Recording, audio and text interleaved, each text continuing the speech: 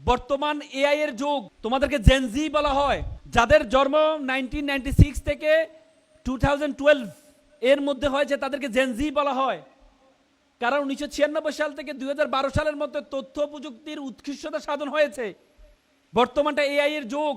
একটা গবেষণায় আসছে আগামী 5 বছরের মাথায় 10 লক্ষ ড্রাইভার তার চাকরি হারাবে, 20 লক্ষ শিক্ষক তার চাকরি হারাবে, 5 লক্ষ ব্যাংকার তার চাকরি হারাবে। কেন হারাবে জানো?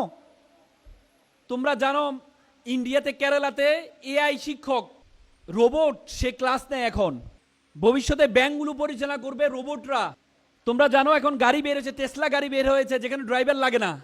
তার মানে ভবিষ্যতে তোমরা যদি দক্ষতা অর্জন করতে না পারো তাহলে তোমরা, বর্তমানে প্রায় 10 থেকে 12 লক্ষ বেকার আছে যারা গ্রাজুয়েটেড বেকার, অনার্স মাস্টার্স পাস।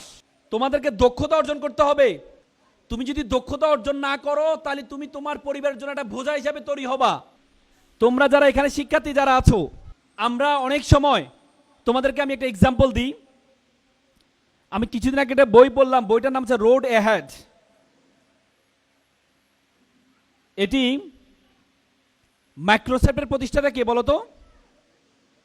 মাইক্রোসফটের প্রতিষ্ঠাতা কে? হ্যাঁ, বিল গেটস। বিল গেটস এই বইটি লিখেছেন।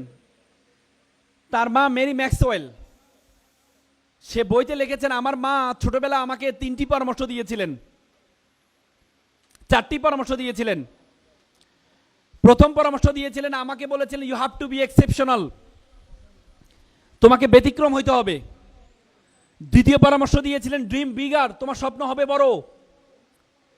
তৃতীয় পরামর্শ দিয়েছিলেন বি ইন্ডাস্ট্রিয়াস, তোমাকে পরিশ্রম করতে হবে। চতুর্থ যে পরামর্শটি আমাকে দিয়েছিলেন সেটি হচ্ছে রিড বুক, প্রচুর বই পড়তে হবে। মেরি ম্যাক্সওয়েল তাকে বলেছেন বি এক্সেপশন, তোমাকে ব্যতিক্রম হইতে হবে। আগে বলা হতো নলেজ ইজ পাওয়ার, এখন বলা হচ্ছে knowledge is powerless without skill. দক্ষতাবিহীন নলেজের কোনো ভ্যালু নেই। দক্ষতাবিহীন নলেজের কোনো ভ্যালু নেই। তোমাকে এমন একটা দক্ষতা অর্জন করতে হবে যে দক্ষতাটা 10 জন মানুষ থেকে তোমাকে পার্থক্য করবে। তোমরা এখানে যারা আছো তোমাদেরকে আমি স্মরণ করে দিতে চাই, ঢাকা বিশ্ববিদ্যালয় গত বছরের ভর্তি পরীক্ষায় 50% যারা ঢাকা বিশ্ববিদ্যালয়ে চান্স পেয়েছে তাদের মধ্যে কেউ এসএসসিতে এ প্লাস পায়নি। তার মানে যারা এসএসসিতে এ প্লাস পেয়েছে তাদের সে 50%কে যারা এ প্লাস পায়নি তারা পরাজিত করেছে। তার মানে তুমি এ প্লাস পেয়েছো, উদ্বেলিত হওয়ার কোনো কারণ নেই। তুমি এ প্লাস পেয়েছো, উদ্বেলিত হওয়ার, উদ্ভাসিত হওয়ার কোনো কারণ নেই। তোমাকে একটা দক্ষতা অর্জন করতে হবে।